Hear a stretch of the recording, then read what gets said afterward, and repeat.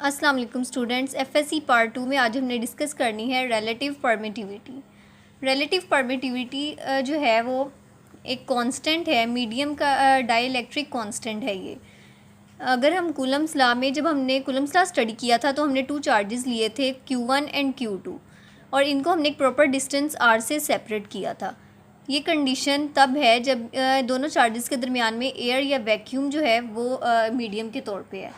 ऐसी कंडीशन में coulomb law जो था वो था FA=1/4πε0 Q1 Q2 over R square.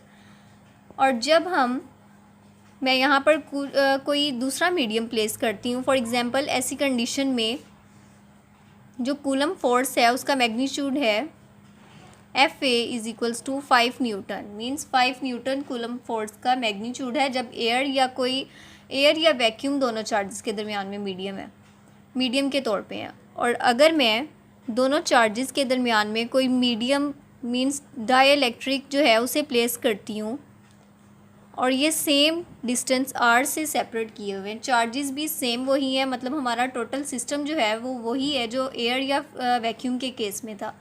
लेकिन यहाँ पे हमने इसके दरमियान में जो एक मीडियम प्लेस कर दिया। फॉर एग्ज़ाम्पल मैंने यहाँ पे वाटर को एज अ मीडियम लिया है, तो चार्जेस भी सेम है और डिस्टेंस भी सेम है। लेकिन मैंने आपको बताया था कि जब हम कोई डाइलेक्ट्रिक प्लेस करते हैं तो फोर्स की जो है वो मैग्नीट्यूड कम हो जाता है। तो वाटर जब मीडियम होगा तो यहाँ पे जो फोर्स अप्लाई होगी उसको हम FW कह देते हैं। जैसे हमने एयर के केस में A लिया था, वाटर के केस में मैंने कोई भी सब्सक्रिप्ट लगाना है तो वाटर के केस में मैं FW लगा रही हूँ फॉर वाटर 1/4πε0। और हमने देखा था कि डाइलेक्ट्रिक कांस्टेंट ऐड हो जाता है जिसे हम रिलेटिव परमिटिविटी भी कहते हैं, ER Q1 Q2 over R square. ये कूलम फोर्स का मैग्नीट्यूड है। और मैं कहती हूँ कि ऐसे केस में जो फोर्स है वो कम हो जाएगी, मतलब कि डाइलेक्ट्रिक का जो इफेक्ट है फोर्स पे वो फोर्स का मैग्नीट्यूड कम कर देता है। तो कम कैसे कर रहा है? वाटर के लिए जो डाइलेक्ट्रिक की हर मीडियम के लिए जो रिलेटिव परमिटिविटी है उसकी वैल्यू कांस्टेंट है। वाटर की जगह अगर मैं जर्मीनियम या पेपर या कोई भी और मीडियम प्लेस करती हूँ तो हर मीडियम के लिए रिलेटिव परमिटिविटी की जो वैल्यू है वो डिफरेंट है, लेकिन एक स्पेसिफिक मीडियम के लिए रिलेटिव परमिटिविटी की वैल्यू जो है वो कांस्टेंट ही रहेगी। फॉर एग्ज़ाम्पल मैंने वाटर लिया है, तो वाटर के केस में अगर पहले 5 न्यूटन फोर्स जो थी वो एयर या वैक्यूम के केस में थी, और अब वाटर के केस में जो है कूलम फोर्स वो कितनी हो रही है, 5 न्यूटन ओवर 78.5। इतना जो है इसका इफ़ेक्ट कम हो रहा है। डिवीजन का जो फैक्टर जब हम लगाते हैं, अप्लाई करते हैं, तो इसका मतलब ये होता है कि जिस पर अप्लाई किया जा रहा है वो उसकी वैल्यू कम हो रही है।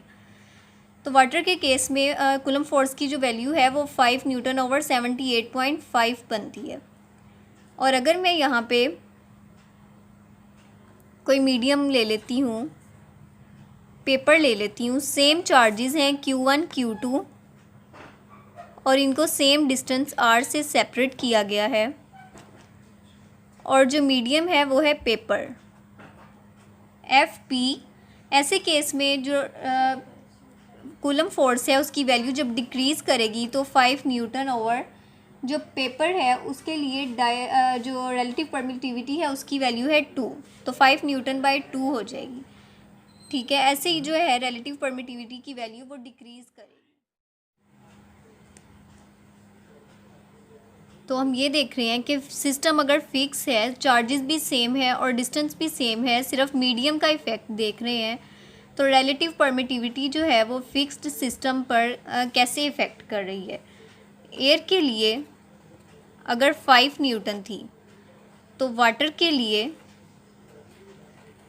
5 न्यूटन ओवर 78.5 है। ठीक है, तो ये क्या है? रिलेटिव परमिटिविटी ऑफ वाटर है। तो मैं इसको यहाँ पे ये लिख सकती हूँ, रिलेटिव परमिटिविटी ऑफ वाटर। ठीक है, इसको मैंने रिप्लेस कर दिया है एप्सिलॉन RW। और जैसे हमने यहाँ पे देखा था पेपर जब मीडियम था,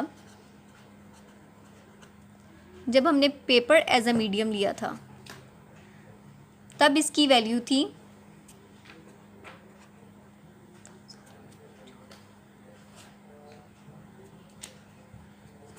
आगे कर लेते हैं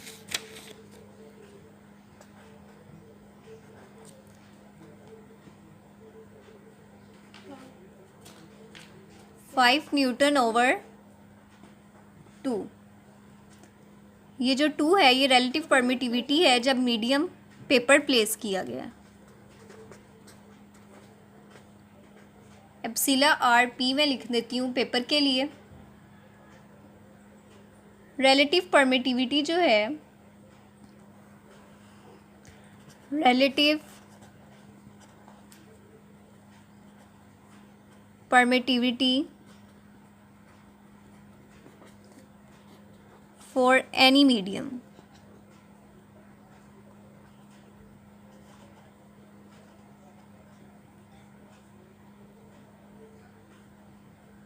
वो इक्वल होती है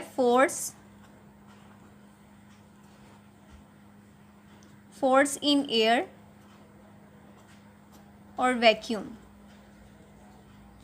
मीन्स फोर्स जो अप्लाई हो रही है चार्जेस पर जब एयर या वैक्यूम कोई मीडियम है, over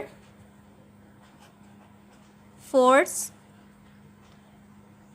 on some medium.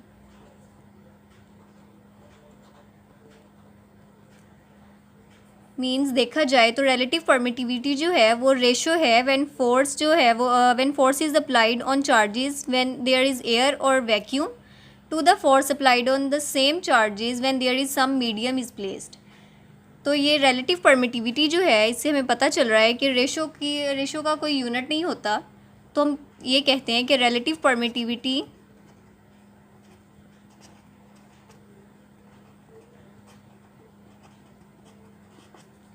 is a dimensionless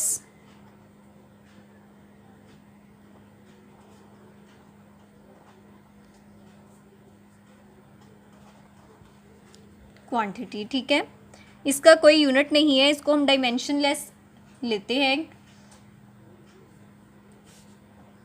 जब हमने एयर मीडियम प्लेस किया था F A is equals to 1/4 pi epsilon naught Q1 Q2 over R square, ये कूलम फोर्स की वैल्यू थी जब हमने एयर को या वैक्यूम को मीडियम के तौर पे रखा हुआ था।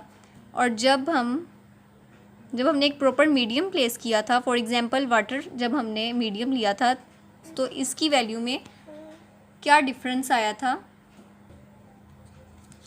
जैसे हमने यहाँ पे लिया था तो फोर्स 5 न्यूटन थी। 5 न्यूटन फोर्स एयर के जब मीडियम में फोर्स लग रही थी, और यहाँ पे इसमें सिर्फ ये डिफरेंस आया था कि एक कांस्टेंट हमने ऐड कर दिया था जो कि डाइलेक्ट्रिक कांस्टेंट है। तो यहाँ पे सिर्फ dielectric constant E R epsilon R W into same उस फोर्स की value Q1 Q2 over R square.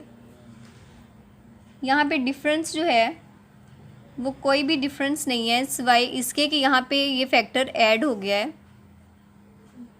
ये मल्टीप्लिकेशन फैक्टर ऐड हुआ है। और जब मैं इसको कंबाइन करके लिखूँगी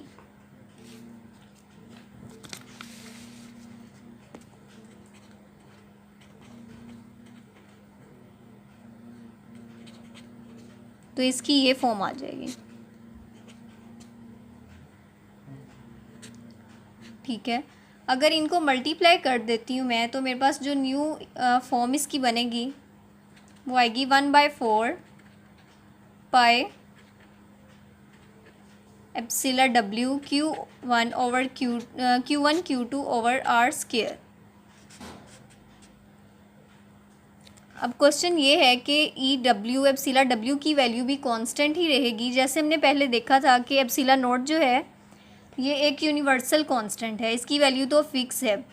और एप्सिला आर डब्ल्यू जो है वाटर वाले मीडियम में ये भी एक कांस्टेंट है, ये भी कांस्टेंट क्वांटिटी है, तो जब कांस्टेंट को कांस्टेंट से मल्टीप्लाई किया जाता है तो आंसर भी, रिज़ल्ट भी कांस्टेंट ही आता है। तो एप्सिलॉन डब्ल्यू जो है ये भी एक कांस्टेंट टर्म है। यहाँ पे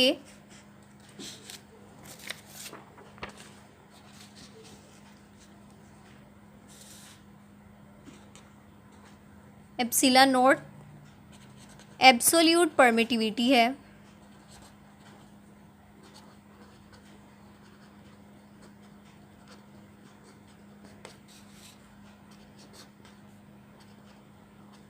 एयर या वैक्यूम की।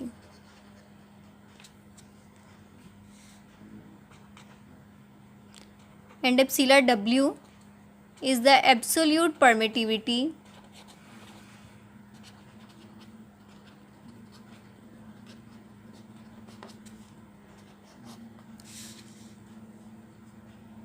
ऑफ वाटर या कोई भी जो मीडियम है। जब एप्सिलॉन नॉट को हम उस मीडियम के डाइलेक्ट्रिक कांस्टेंट से मल्टीप्लाई करेंगे तो हमारे पास जो फैक्टर आएगा वो absolute permittivity of that medium होगा। And epsilon R W is relative permittivity.